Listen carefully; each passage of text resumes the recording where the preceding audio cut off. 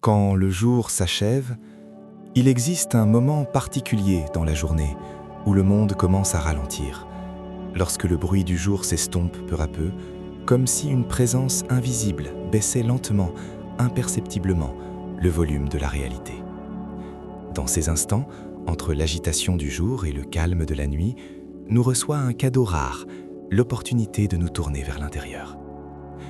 Imaginez votre esprit comme un théâtre silencieux à la fin d'une représentation. Les lumières s'éteignent lentement, le public se disperse, mais les acteurs restent sur scène. Vos pensées, elles continuent de parler, de bouger, de jouer leur rôle, même longtemps après la fin du spectacle. C'est de ce théâtre, de ces acteurs infatigables, que nous allons parler aujourd'hui. Lentement, doucement, comme si nous déposions chaque mot sur un doux coussin de compréhension. La thérapie cognitivo-comportementale. Ces mots peuvent paraître froids, scientifiques, distants, mais derrière eux se cache quelque chose d'étonnamment humain, l'art d'observer ses pensées, comme on regarde les nuages dans le ciel d'été. Ils vont et viennent, ils changent de forme, et vous n'êtes pas le nuage, vous êtes le ciel dans lequel ils flottent.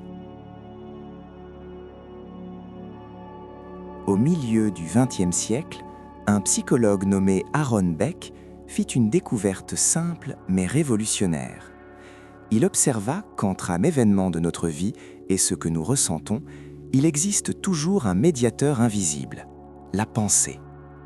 Ce n'est pas la réalité en elle-même qui nous rend heureux ou malheureux, mais notre interprétation de la réalité, notre commentaire intérieur sur ce qui se passe, qui crée nos émotions. C'est comme si un traducteur se tenait entre le monde et nos cœurs, traduisant parfois de manière inexacte, ajoutant sa propre touche, déformant le sens. Aujourd'hui, nous allons explorer ce paysage intérieur, lentement, avec précaution, avec la curiosité d'un explorateur et la tendresse d'un ami. Nous apprendrons comment fonctionne cet incroyable mécanisme de la pensée, comment il peut parfois dysfonctionner et surtout, comment nous pouvons apprendre à coopérer avec lui plutôt qu'à le combattre. Installez-vous confortablement. Laissez votre respiration s'approfondir, se ralentir. Imaginez que chaque inspiration éveille la curiosité et que chaque expiration dissipe la hâte. Nous ne sommes pas pressés. Ici, le temps s'écoule différemment, avec mesure, comme les vagues sur le rivage, comme le bruissement des branches dans une douce brise. Notre voyage commence. Le théâtre de l'esprit. Un spectacle grandiose se déroule en ce moment même dans votre esprit. Les acteurs entrent en scène les uns après les autres, récitent leurs textes, puis disparaissent en coulisses. Certains réapparaissent sans cesse, répétant les mêmes mots, comme prisonniers d'une répétition infinie de leur rôle. Ces acteurs, ce sont vos pensées. Et ce théâtre fonctionne 7 jours sur 7. La thérapie cognitivo-comportementale nous invite à devenir non pas de simples spectateurs de cette performance, mais des observateurs attentifs et conscients, des metteurs en scène de notre propre théâtre intérieur. Cela ne signifie pas contrôler chaque pensée, ce serait épuisant et impossible. Il s'agit d'apprendre à remarquer quelles pensées nous viennent à l'esprit, le rôle qu'elles jouent et comment elles influencent nos sentiments et nos actions. Imaginez, c'est le petit matin. Vous vous réveillez et avant même d'avoir ouvert les yeux, les premières pensées envahissent déjà la scène de votre esprit. Elles disent peut-être « encore cette journée » ou « je suis si fatigué » ou encore « que va-t-il se passer aujourd'hui ?» Ces premières pensées, les acteurs de la matinée, donnent le ton à toute la journée, comme des musiciens qui accordent leurs instruments avant un concert. En psychologie, on qualifie ces pensées d'automatiques. Elles surgissent spontanément, sans effort conscient, rapidement et machinalement, comme un réflexe. On ne décide pas de les penser, elles viennent d'elles-mêmes. C'est comme la respiration de l'esprit. La plupart du temps, on ne les remarque même pas. Elles murmurent leurs messages si discrètement, si machinalement, qu'on les prend pour la réalité elle-même, et non pour une interprétation de la réalité. Mais voici la magie de la thérapie cognitivo-comportementale. Lorsque nous commençons à remarquer ces acteurs, lorsque nous éveillons notre propre conscience et que nous voyons qui est sur scène et ce qu'ils disent, nous avons le choix. Nous pouvons nous demander Ce que vous dites est-il vrai? Comment le savez-vous? Peut-être existe-t-il une autre façon d'envisager cette situation. Dans les années 1960, Aaron Beck, observant ses patients, remarqua un schéma intéressant. Les personnes souffrant de dépression étaient constamment confrontées à un certain type de pensées intrusives. Ces pensées étaient empreintes de noirceur, de pessimisme et d'autocritique. De plus, les patients ne les percevaient pas comme distinctes d'eux-mêmes. Ils s'y identifiaient totalement. Si la pensée disait « je suis un raté », la personne ne pensait pas « je pense que je suis un raté ». Non, elle pensait « je suis un raté ». Pensée et réalité se confondaient, comme un acteur totalement absorbé par son rôle, oubliant où s'arrête le personnage et où commence sa propre personne.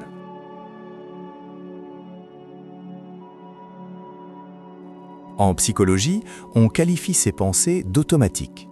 Elles surgissent spontanément, sans effort conscient, rapidement et machinalement, comme un réflexe. On ne décide pas de les penser, elles viennent d'elles-mêmes. C'est comme la respiration de l'esprit. La plupart du temps, on ne les remarque même pas. Elles murmurent leurs messages si discrètement, si machinalement, qu'on les prend pour la réalité elle-même, et non pour une interprétation de la réalité. Mais voici la magie de la thérapie cognitivo-comportementale. Lorsque nous commençons à remarquer ces acteurs, lorsque nous éveillons notre propre conscience et que nous voyons qui est sur scène et ce qu'ils disent, nous avons le choix. Nous pouvons nous demander « Ce que vous dites est-il vrai? Comment le savez-vous » Peut-être existe-t-il une autre façon d'envisager cette situation. Dans les années 1960, Aaron Beck, observant ses patients, remarqua un schéma intéressant. Les personnes souffrant de dépression étaient constamment confrontées à un certain type de pensées intrusives. Ces pensées étaient empreintes de noirceur, de pessimisme et d'autocritique. De plus, les patients ne les percevaient pas comme distinctes d'eux-mêmes, ils s'y identifiaient totalement. Si la pensée disait « je suis un raté », la personne ne pensait pas « je pense que je suis un raté ». Non, elle pensait « je suis un raté ». Pensée et réalité se confondaient, comme un acteur totalement absorbé par son rôle, oubliant où s'arrête le personnage et où commence sa propre personne.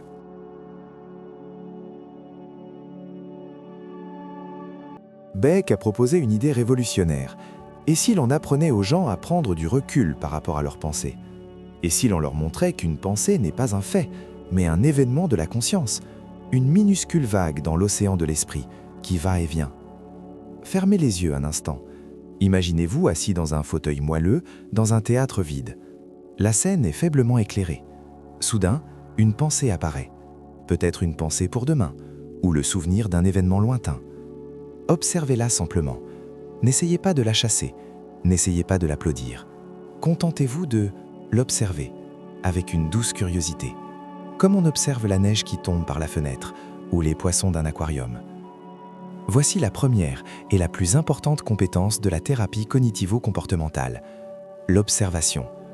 Créez un espace entre le « je » et « ma pensée ». Prendre conscience que vous n'êtes pas vos pensées. Vous êtes celui qui les observe. Vous êtes le théâtre, pas la pièce. Vous êtes l'écran, pas le film. Et lorsque cette compréhension s'enracine profondément dans l'esprit, un phénomène extraordinaire se produit.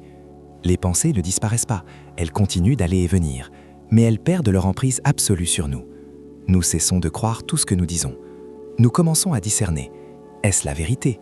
Est-ce une demi-vérité? Est-ce un rôle familier que cet acteur joue depuis 20 ans? Laissez cette compréhension s'imprégner lentement en vous, comme un grain de sable qui coule au fond d'une rivière. Vous n'êtes pas vos pensées. Vous êtes l'espace d'où elles émergent. Un espace infini, calme et toujours présent.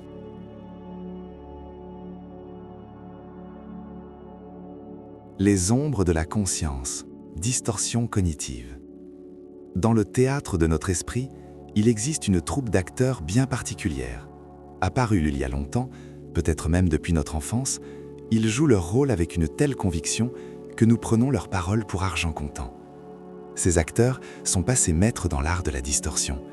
Ils s'emparent de la réalité et la filtrent à travers des prismes particuliers, en modifiant la forme, la couleur et l'ampleur.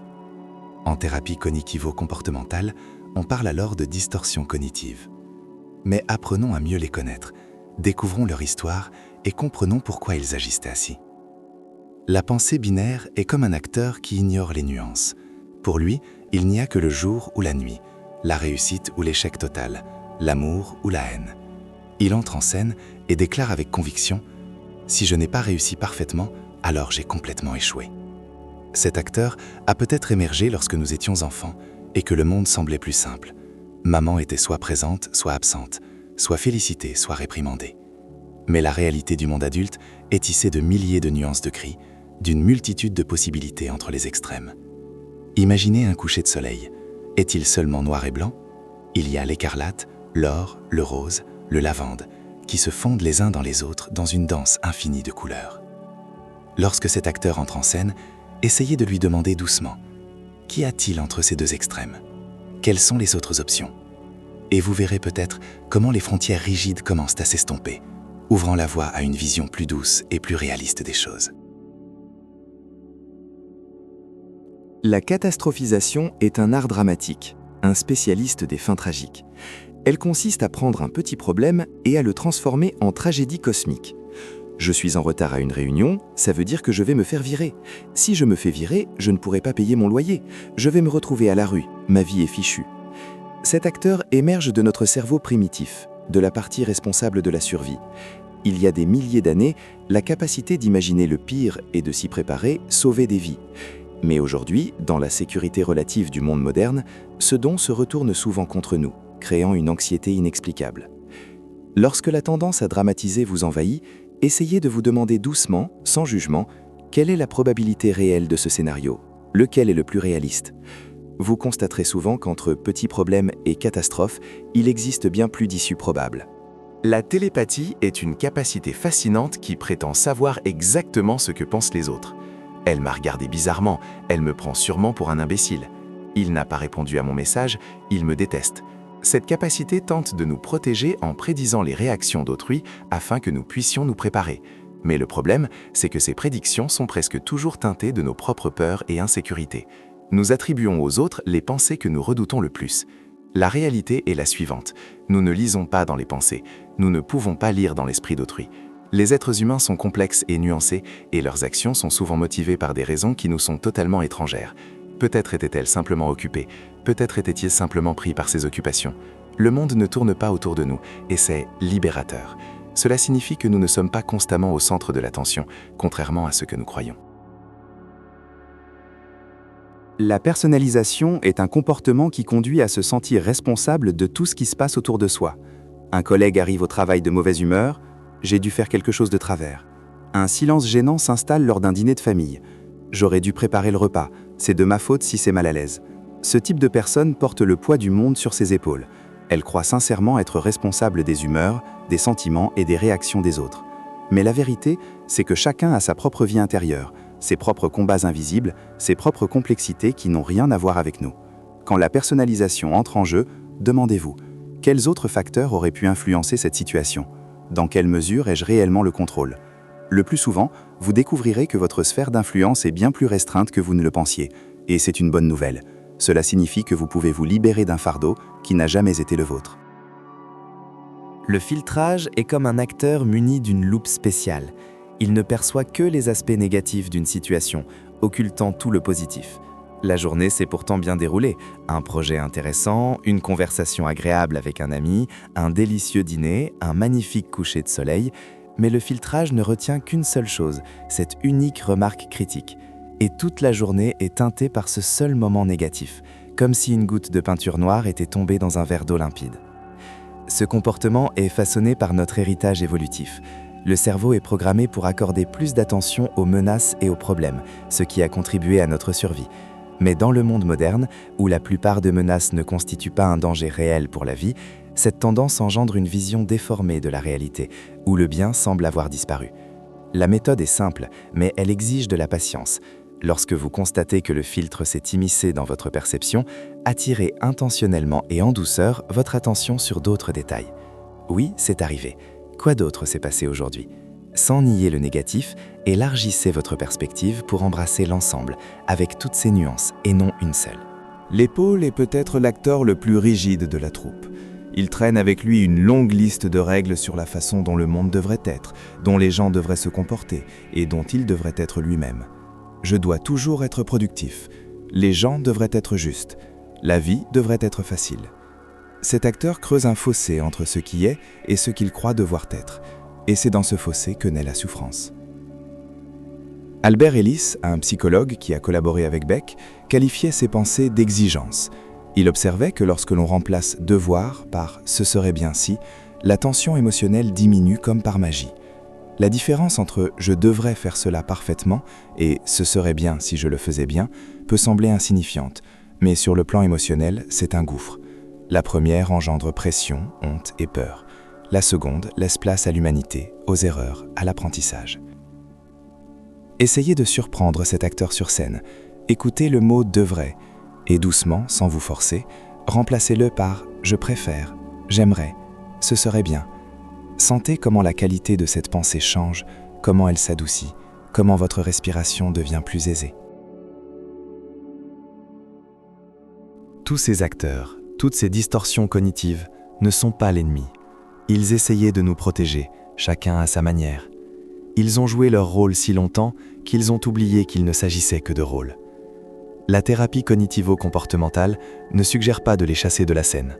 Elle suggère d'apprendre à les reconnaître, à comprendre leur schéma et avec douceur et bienveillance envers soi-même, à créer d'autres interprétations de la réalité. C'est comme si de nouveaux acteurs entraient en scène, avec des répliques plus nuancées, plus réalistes.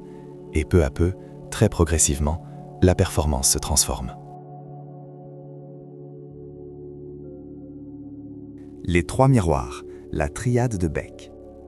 Imaginez une pièce avec 3 miroirs. Chaque miroir reflète un aspect différent de votre monde. Le premier reflète votre propre image de vous-même. Le deuxième, votre perception du monde qui vous entoure. Le troisième, votre vision de l'avenir. Ces 3 miroirs, agissant de concert, créent un panorama de votre réalité. Aaron Beck a nommé ce phénomène la triade cognitive. 3 domaines de pensée interconnectés qui déterminent notre état émotionnel. Lorsqu'une personne est déprimée, ces 3 facettes s'obscurcissent, révélant des reflets déformés et sombres. Mais voici la clé de la thérapie cognitivo-comportementale. Ces reflets peuvent être purifiés. Lentement, patiemment et avec bienveillance envers soi-même, il est possible d'apprendre à percevoir des reflets plus clairs et plus justes. Le premier miroir, l'image de soi. Regarde-toi dans le premier miroir. Que vois-tu ? Quels mots te viennent à l'esprit quand tu penses à toi-même ? Peut-être y vois-tu le reflet d'un critique, son regard sévère murmurant « pas assez bien, trop d'erreurs, tu n'es pas à la hauteur ». Ce critique parle avec une telle conviction que sa voix semble être celle de la vérité. Mais ce n'est qu'un acteur parmi d'autres sur notre scène, une façon parmi d'autres de nous percevoir. Chacun de nous se raconte sans cesse une histoire. Cette histoire s'est construite au fil des années, à partir de milliers de petits moments. Des mots entendus dans l'enfance, des expériences de réussite et d'échec, des comparaisons avec les autres, des messages de la société sur ce que nous devrions être. Et souvent, cette histoire devient une prison, limitant notre potentiel.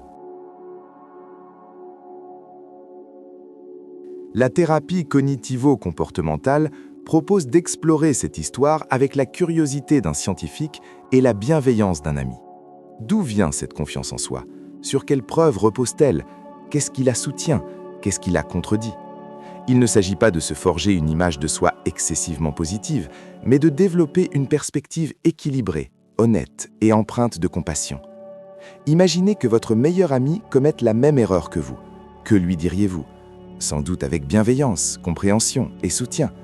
Vous lui rappelleriez ses qualités, que cette erreur ne le définit pas.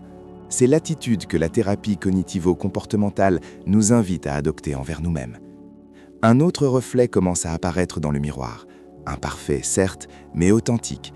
Une personne avec ses faiblesses et ses forces, ses erreurs passées et ses opportunités présentes.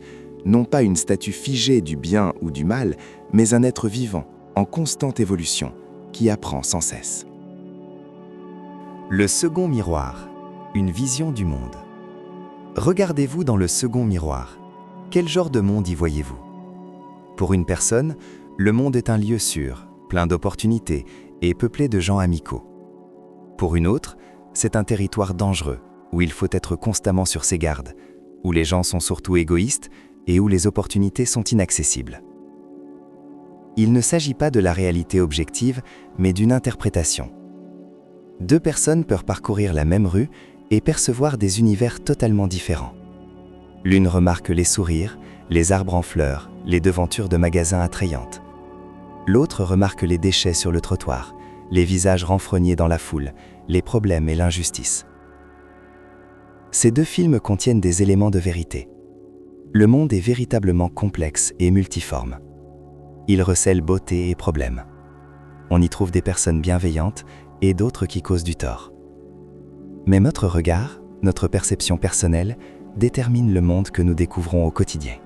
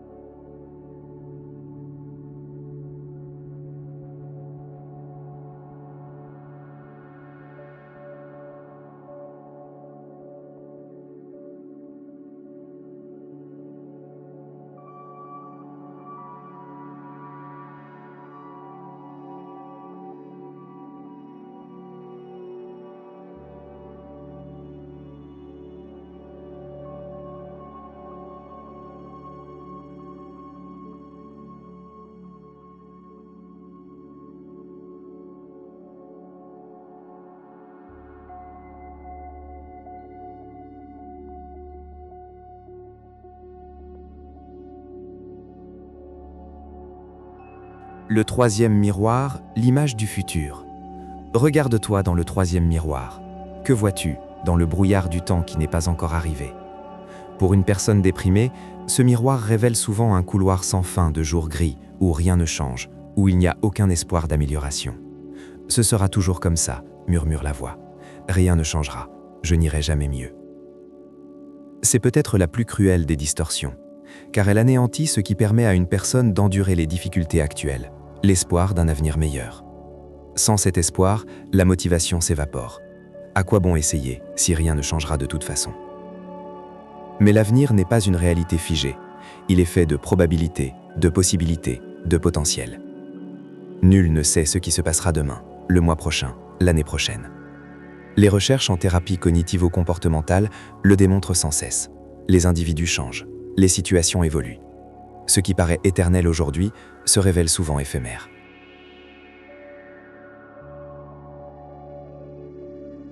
Lorsque le pessimisme obscurcit le miroir de l'avenir, la thérapie propose une série de questions bienveillantes. Comment puis-je savoir que ce sera ainsi? Y a-t-il eu dans ma vie des moments où une mauvaise période a pris fin? Et si l'avenir recèle des possibilités que je ne peux pas entrevoir maintenant? Il ne s'agit pas d'un optimisme naïf, mais d'une ouverture réaliste face à l'incertitude. C'est reconnaître que l'avenir est par nature inconnu et qu'il peut donc receler à la fois des défis et des opportunités. Imaginez quelqu'un, il y a un siècle, essayant de prédire le monde d'aujourd'hui. Il se serait trompé sur la plupart des points. Nous aussi, nous nous trompons lorsque nous tentons de prédire notre avenir avec une certitude absolue, surtout en ce qui concerne sa dimension émotionnelle. Les trois miroirs se purifient peu à peu. Le reflet de soi-même s'adoucit, s'embellit, l'image du monde s'enrichit, s'étend. La vision de l'avenir s'ouvre à de nouvelles possibilités. Et lorsque cela se produit, quelque chose de fondamental change dans notre façon de vivre au quotidien.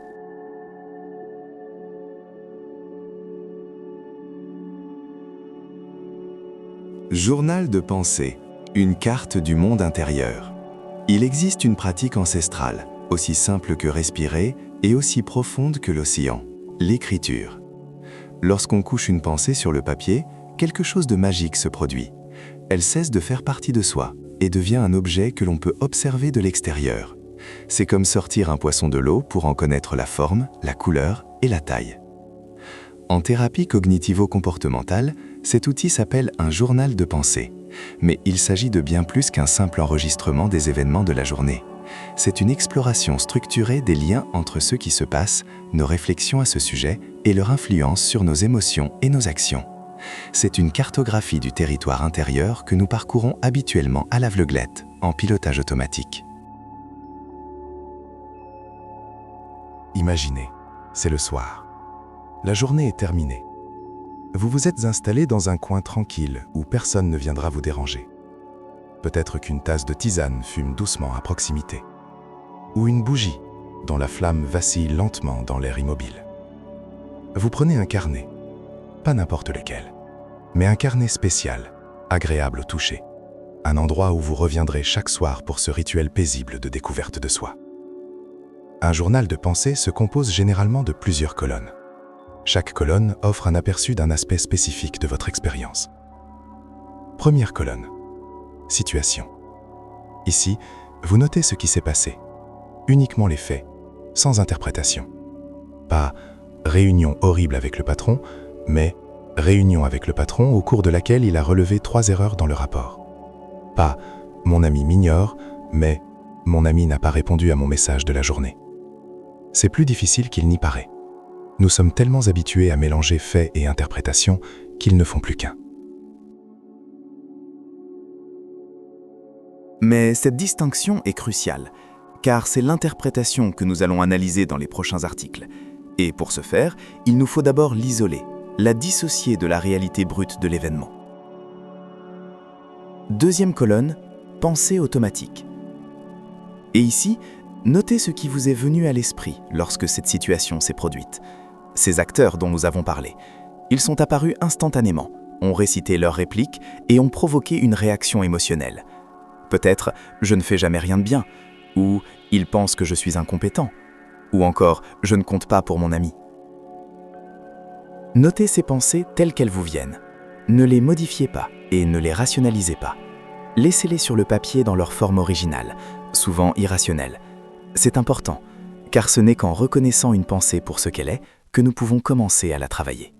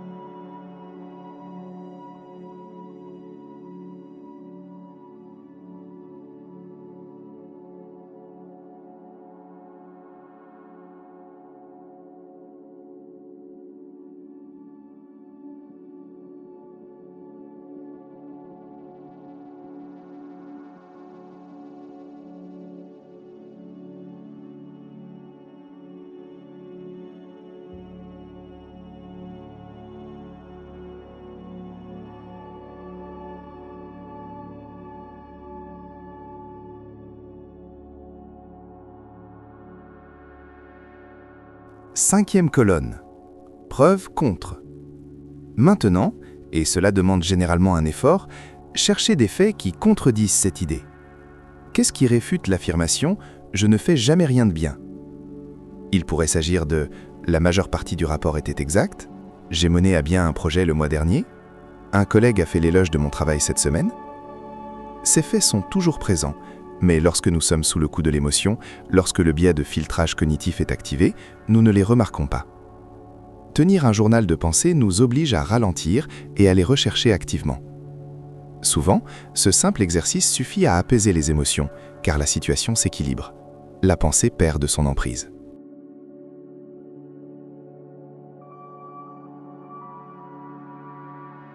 Sixième colonne. Pensée alternative. À partir de votre analyse des preuves, vous élaborez une nouvelle réflexion, plus équilibrée. Non pas une affirmation positive qui paraît improbable, mais une interprétation réaliste qui tient compte de tous les faits. Au lieu de dire « je ne fais jamais rien de bien », on pourrait dire « j'ai commis quelques erreurs dans ce rapport, et c'est un point que je dois améliorer. Cela dit, j'ai mené à bien de nombreux projets. Les erreurs font partie de l'apprentissage et ne sont pas la preuve de mon incompétence générale. » Vous sentez la différence? La seconde version est honnête, elle reconnaît ses erreurs, mais elle est aussi juste. Elle prend en compte le contexte, l'historique et les possibilités d'amélioration. Elle ne détruit pas toute son image de soi à cause d'un seul échec. Septième colonne, réévaluer les émotions. Maintenant, avec cette nouvelle perspective, revenez à vos émotions. Que ressentez-vous maintenant? Et quelle est l'intensité de cette sensation sur une échelle de 0 à 100? On constate souvent que l'anxiété a diminué de 85% à 40% et la honte de 90% à 50%. L'émotion n'a pas complètement disparu, et c'est normal, mais elle est devenue plus facile à gérer, moins envahissante. Il y a désormais de la place pour d'autres sentiments, pour une nouvelle perspective, pour la suite. Ce processus n'est pas une solution miracle, c'est une pratique, un rituel. Au début, tenir un journal peut prendre 20 à 30 minutes. Vos pensées peuvent vagabonder, il est difficile de distinguer les faits des interprétations, de trouver des preuves qui contredisent vos convictions. C'est normal. Vous apprenez un nouveau langage, celui de l'observation de votre propre pensée.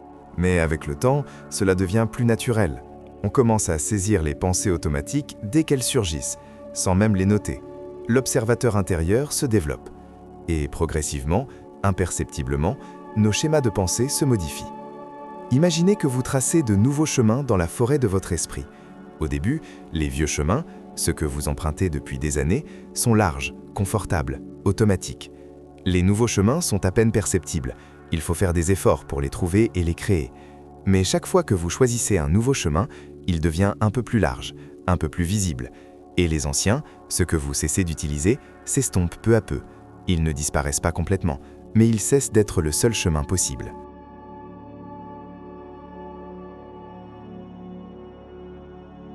Expérience comportementale. L'action comme médecine. Jusqu'à présent, nous avons surtout parlé de pensées, comment les observer, les analyser et les reformuler. Mais la thérapie cognitivo-comportementale n'est pas ainsi nommée par hasard. La composante comportementale est tout aussi importante que la composante cognitive. Car pensée et action sont intimement liées dans une interaction constante d'influence mutuelle. Nos pensées influencent nos comportements. Si vous pensez « je vais forcément rater cette présentation », vous risquez de négliger la préparation, de parler avec hésitation ou de l'éviter complètement. Votre comportement alimente alors vos pensées. Une mauvaise présentation ou le fait de l'éviter confirme la pensée initiale. Voyez, je savais que j'allais échouer. Le cycle se poursuit. Mais ce cercle vicieux peut être brisé. Et souvent, le moyen le plus efficace est de commencer par le comportement. Car il est parfois plus facile de modifier une action que de changer directement une pensée. Et lorsque nous modifions une action, l'expérience acquise influence naturellement nos pensées. Exposition progressive. Imaginez une personne qui a peur des chiens. Chaque fois qu'elle en voit un, elle traverse la rue. Ce comportement d'évitement lui apporte un soulagement immédiat. L'anxiété diminue.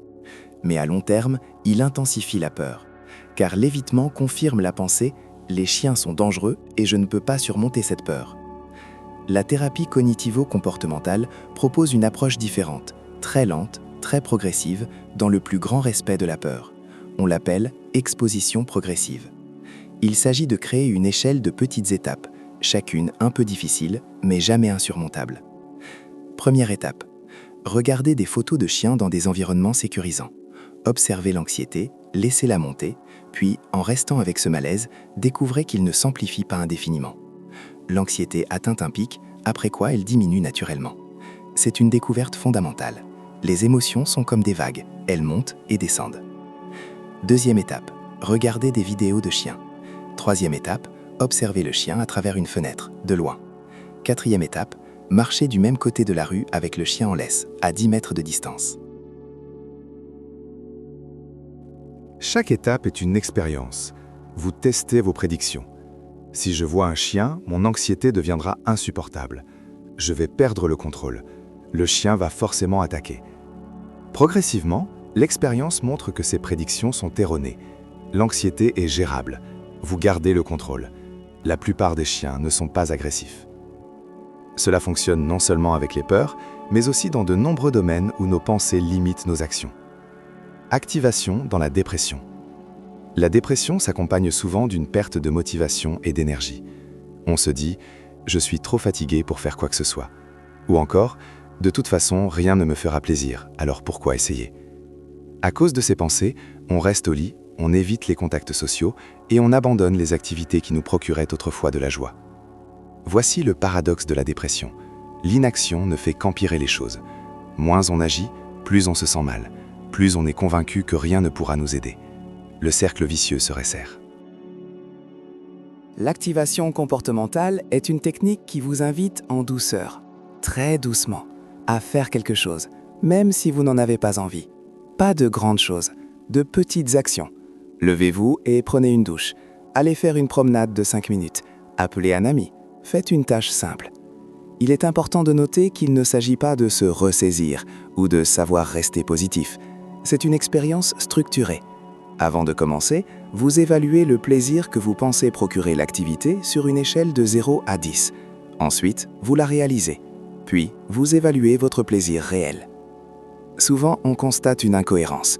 Une pensée prédisait un plaisir d'intensité 2, alors que l'expérience réelle était d'intensité 5 ou 6.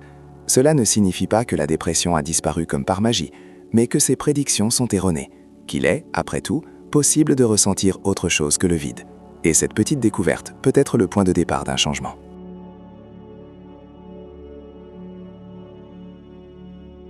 Mettre à l'épreuve ses croyances. Parfois, nos convictions les plus profondes sur nous-mêmes et sur le monde peuvent être mises à l'épreuve par l'expérimentation directe. Si vous pensez que « si je montre de la faiblesse, on me rejettera », vous pourriez concevoir une petite expérience sans risque, confier quelque chose qui vous préoccupe à un ami de confiance et observer sa réaction. C'est effrayant, le risque paraît énorme, mais les résultats sont souvent surprenants. Au lieu du rejet, on trouve compréhension et soutien. Au lieu de la condamnation, il y a de la proximité. Et la conviction qui semblait une vérité inébranlable sur le monde commence à se fissurer, laissant entrer la lumière. L'essentiel est de commencer petit à petit. Ne confiez pas vos traumatismes les plus profonds à un inconnu, dites plutôt à un ami « Tu sais, je traverse une période difficile en ce moment ». Un petit pas, un risque maîtrisé, un résultat concret.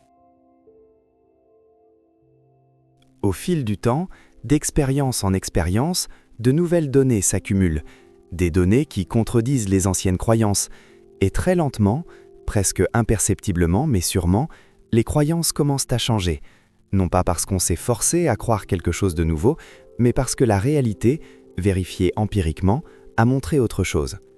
L'action devient un remède. Non pas qu'elle supprime les symptômes, mais qu'elle guérit par de nouvelles expériences, en se prouvant à soi-même qu'on est capable de bien plus qu'on ne le pensait, que le monde recèle plus de possibilités qu'on ne l'imaginait, que l'avenir peut être différent. Croyances fondamentales. Les racines de l'arbre.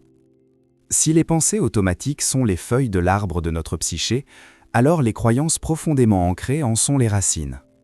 Invisibles, enfouies sous terre, elles nourrissent pourtant tout ce qui pousse à la surface. Ces croyances se sont formées au fil des années, souvent dès l'enfance, à travers une multitude d'expériences, petites et grandes. Elles sont devenues si habituelles, si évidentes, que nous ne les remarquons même plus. Elles sont simplement devenues le prisme à travers lequel nous percevons le monde.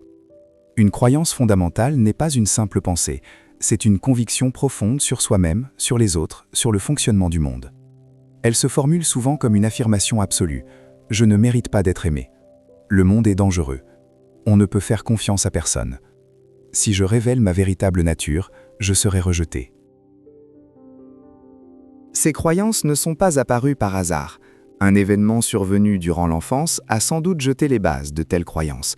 Critique, rejet, traumatisme, ou simplement une atmosphère familiale où certains sujets étaient tabous, certaines émotions jamais exprimées. Avec sa compréhension limitée du monde, l'enfant tire des conclusions. Il élabore des règles. Il se forge une représentation de la réalité qui l'aide à survivre dans son environnement particulier. Le problème, c'est que cette carte mentale, forgée par un enfant dans une situation particulière, nous poursuit souvent jusqu'à l'âge adulte, même lorsque les circonstances ont radicalement changé, même lorsqu'elle ne nous aide plus, mais nous limite. Nous continuons d'utiliser cette carte obsolète parce que c'est la seule que nous connaissons. Détection de racines. La première étape pour travailler sur des croyances profondément ancrées est de les identifier. Elles se dissimulent sous des pensées automatiques. En tenant un journal de pensées, vous remarquerez peut-être au bout d'un certain temps des schémas récurrents. Les mêmes thèmes se manifestent dans différentes situations. Par exemple, l'idée « je ne suis pas à la hauteur » ou « les gens vont me décevoir » peut ressurgir dans divers contextes. Il existe une technique appelée la flèche descendante. On part d'une pensée automatique et on se demande « qu'est-ce que cela signifie pour moi ?» La réponse appelle la question suivante « qu'est-ce que cela signifie ?» Et ainsi de suite, en allant toujours plus loin jusqu'à atteindre la croyance fondamentale. Par exemple, pensée automatique, j'ai fait une erreur dans le rapport. Qu'est-ce que cela signifie pour moi? Je ne suis pas assez attentif. Qu'est-ce que cela signifie? Je ne suis pas aussi compétent que je le devrais. Qu'est-ce que cela signifie? Je déçois les autres. Qu'est-ce que cela signifie? Je ne suis pas à la hauteur. Croyance fondamentale découverte.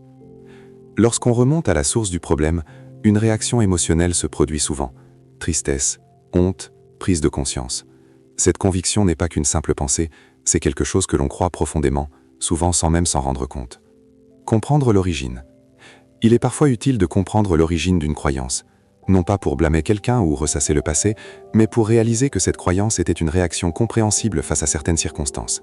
Elle a peut-être même été utile à l'époque, mais aujourd'hui, elle n'est peut-être plus pertinente. Un enfant fréquemment critiqué peut développer la conviction « je ne suis pas assez bon ». Cette conviction peut lui avoir été utile, il redoublait d'efforts pour éviter les critiques. Dans le contexte de cette enfance, il s'agissait d'une stratégie de survie. Mais un adulte qui nourrit cette croyance peut saboter ses propres succès, refuser des opportunités et minimiser ses accomplissements. Cette croyance est devenue obsolète. Lorsque vous parvenez à considérer votre conviction la plus profonde sous cet angle, en comprenant ses origines et sa fonction historique, quelque chose d'extraordinaire se produit, la bienveillance envers soi-même. La prise de conscience que vous n'êtes ni brisé ni défectueux. Vous êtes une personne qui s'est adaptée au mieux à sa situation à ce moment précis. Collecte de preuves contre. Travailler sur des croyances profondément ancrées est similaire à travailler sur les pensées automatiques, mais cela demande plus de temps et de patience. En effet, ces croyances ont été renforcées au fil des ans, par des centaines d'expériences les confirmant, ou perçues comme telles. Vous commencez à rassembler des preuves qui contredisent votre croyance. Ce n'est pas une action ponctuelle, mais un processus. Vous tenez un journal de données positives, où vous notez chaque jour un élément qui contredit votre croyance fondamentale.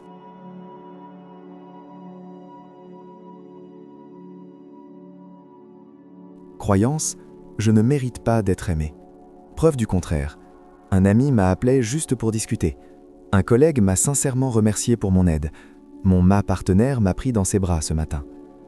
Au début, votre esprit résistera. Ça ne compte pas, il était juste poli. Elle fait ça à tout le monde. Mais il est important de persévérer, d'enregistrer, d'accumuler, de créer une base de données alternative. Formuler une nouvelle croyance. Avec le temps, et à partir de nouveaux éléments, nous pourrons commencer à formuler une croyance fondamentale alternative et plus équilibrée. Non pas une croyance qui s'oppose à l'ancienne, ce serait invraisemblable, mais une croyance plus nuancée. Au lieu de « je ne mérite pas d'être aimé », on pourrait dire « comme tout le monde, j'ai des qualités qui me rendent digne d'amour. Certaines personnes choisissent d'être avec moi, et cela en dit long sur la valeur qu'elles me voient. J'apprends à accepter cet amour. » Cette croyance n'est pas parfaite. Elle ne prétend pas que vous êtes sans défaut ni que tout le monde devrait vous aimer, mais elle est plus réaliste, plus juste, plus ouverte à l'expérience de l'amour et du lien humain. Mais chaque fois que vous choisissez de prendre conscience d'une vieille croyance, de la remettre en question et d'adopter une alternative, vous faites un petit pas, mais significatif. Les racines de l'ancienne croyance s'affaiblissent, celles de la nouvelle se renforcent. Et un jour, peut-être sans même vous en rendre compte, vous vous surprendrez à vous regarder, vous et le monde, d'un œil nouveau, plus pur, plus juste, plus plein d'espoir. Retour à soi. Nous avons donc parcouru ce chemin ensemble, des pensées quotidiennes aux racines les plus profondes de nos croyances, de la prise de conscience de nos modes de pensée à la transformation de nos vies. La thérapie cognitivo-comportementale n'est pas magique, ce n'est pas une solution miracle, c'est une pratique. La discipline de la pleine conscience alliée au courage d'agir. Imaginez un jardinier s'occupant d'un jardin ancestral. Il ne peut pas transformer du jour au lendemain un paysage façonné pendant des décennies, mais il peut, jour après jour, avec patience et délicatesse, tailler les branches envahissantes, semer de nouvelles graines et orienter la croissance vers une végétation plus saine. Au fil du temps, le jardin se transforme, pas soudainement, pas de façon spectaculaire, mais lentement, organiquement, naturellement. Vous êtes ce jardinier, votre esprit est le jardin, et les outils de la thérapie cognitivo-comportementale sont des moyens de cultiver cet espace intérieur, avec sagesse, compassion et intention.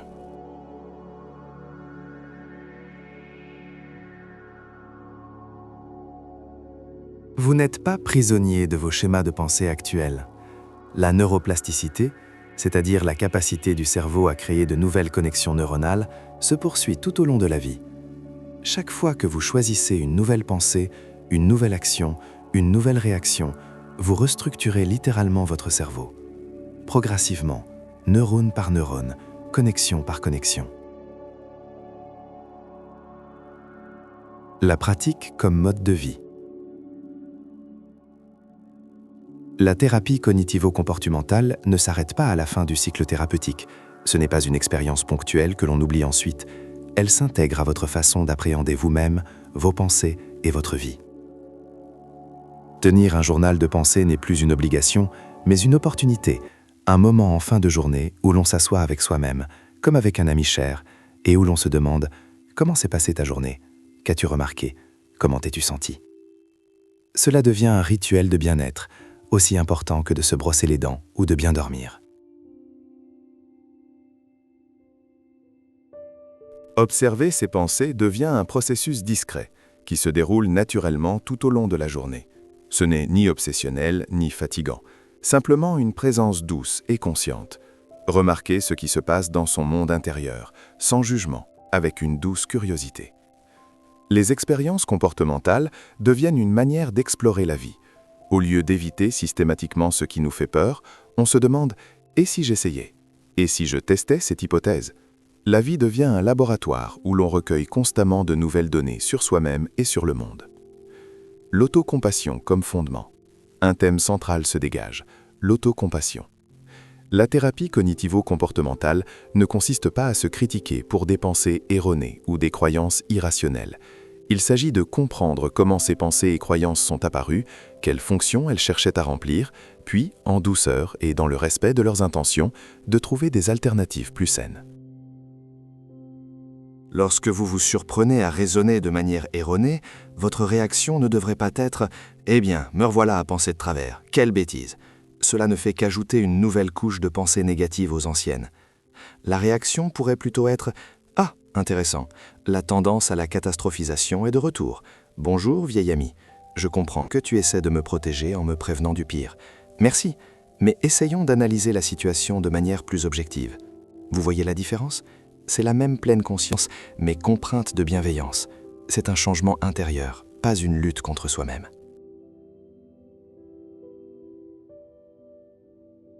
Quand demander de l'aide ? Il est important de noter que même si de nombreuses techniques de thérapie cognitivo-comportementale peuvent être pratiquées de manière autonome, le chemin de la guérison nécessite parfois un accompagnement professionnel. Si vous souffrez de dépression sévère, si l'anxiété vous paralyse, si des traumatismes passés sont trop douloureux à explorer seul, il ne s'agit pas d'un signe de faiblesse, mais de sagesse. Savoir reconnaître son besoin d'aide est une preuve de lucidité. Un thérapeute formé aux thérapies cognitivo-comportementales peut vous accompagner dans cette démarche. Il crée un espace sécurisant, propice à l'exploration, vous aide à identifier vos angles morts et vous soutient lorsque le processus devient difficile. Demander de l'aide n'est pas un échec, c'est du courage, c'est prendre soin de soi. Boucler la boucle. Nous avons entamé ce voyage à ce moment particulier de la journée où le monde ralentit. Quand le tumulte du jour s'estompe et qu'apparaît un espace propice à la réflexion. Et nous voici de nouveau réunis dans ce silence. Mais peut-être que ce silence résonne différemment aujourd'hui. Peut-être y trouve-t-il plus de paix, plus de compréhension, plus d'espace.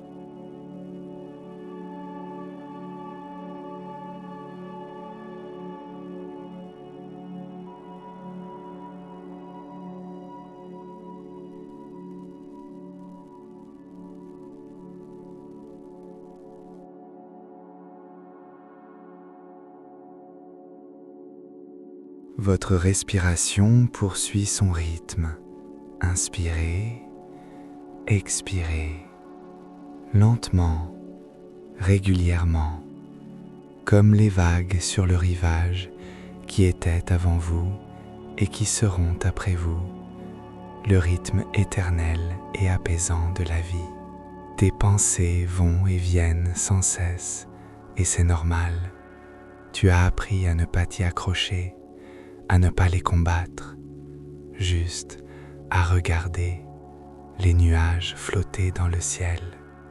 Tu es le ciel. Demain est un autre jour, de nouvelles idées, de nouveaux défis et de nouvelles opportunités émergeront. Mais vous disposez désormais d'outils, non pas pour éviter les difficultés, ce serait impossible et inutile. Les difficultés nous instruisent, nous façonnent et nous enrichissent. Des outils pour traverser les difficultés avec une plus grande conscience, une plus grande bienveillance envers soi-même et un plus grand espoir. Tu es parfait, maintenant, tel que tu es, avec toutes tes distorsions cognitives et tes croyances profondes, avec toutes tes peurs et tes espoirs. Tu es une personne en devenir, pas un produit fini, mais un être vivant, changeant, en constante évolution. Et c'est magnifique. La thérapie cognitivo-comportementale n'est pas un chemin vers la perfection, mais vers l'acceptation, vers une vision réaliste, équilibrée et bienveillante de soi-même et de la vie, vers la capacité de vivre plus pleinement, plus consciemment, plus librement, affranchi du joug et pensées non examinées. Alors, laissez-vous aller. Cette journée, ces pensées, ces mots, laissez-les se dissoudre dans le silence, dans la paix, dans un sommeil profond et réparateur. Le théâtre de l'esprit s'estompe doucement. Les acteurs retournent en coulisses, les lumières s'éteignent lentement, et vous restez dans un espace calme et sûr. Simplement être. Bonne nuit. Que ton sommeil soit profond, que tes rêves soient doux, que ton réveil soit empli d'un nouvel espoir, d'une nouvelle compréhension, d'une nouvelle volonté, d'accueillir la vie telle qu'elle est et telle qu'elle peut devenir.